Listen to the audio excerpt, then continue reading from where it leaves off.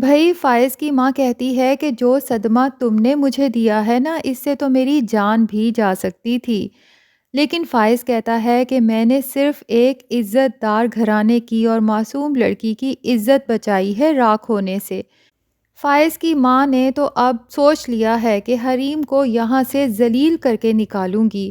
خیر حریم روم میں ہوتی ہے تو فائز کی ماں روم میں جاتی ہے، جس پر حریم کہتی ہے کہ آ جائیں۔ او ہو بھئی فائز کی ماں کو تو شدید غصہ آتا ہے کہ یہ کون ہوتی ہے میرے ہی گھر میں، میرے ہی بیٹے کے کمرے میں مجھے کہنے والی کہ آ جائیں۔ تو وہ اندر جا کے کہتی ہیں کیا اب مجھے میرے ہی بیٹے کے کمرے میں آنے کے لیے تم سے اجازت لینا پڑے گی؟ لیکن حریم جو کہ ایک بہت سلجھی ہوئی اور نیک سیرت لڑکی ہے، اپنی ساس کو بہت شائستہ زبان میں کہتی ہے کہ آپ میرے لیے بہت قابل عزت ہیں، کیونکہ آپ اس انسان کی ماں ہیں جو میرے لیے بہت قابل ہاں عزت ہے۔ تو پھر جناب فائز کی ماں کہتی ہے کہ بس تھوڑے ہی دن ہیں، بہت جلد تم اس نیک انسان کے گھر سے، دل سے اور زندگی سے نکلنے والی ہو، یہ میرا چیلنج ہے۔ حریم کہتی ہے پلیز چیلنج مت دیجیے گا، ہار جائیں گی۔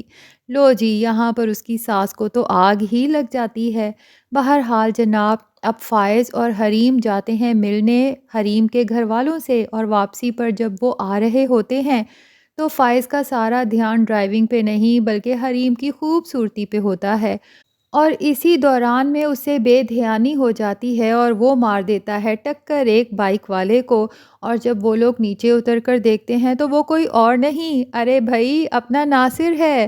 اور جناب ناصر جب دیکھتا ہے حریم کو فائز کے ساتھ خوش تو اس کے دل میں آگ لگنا تو بنتا ہے۔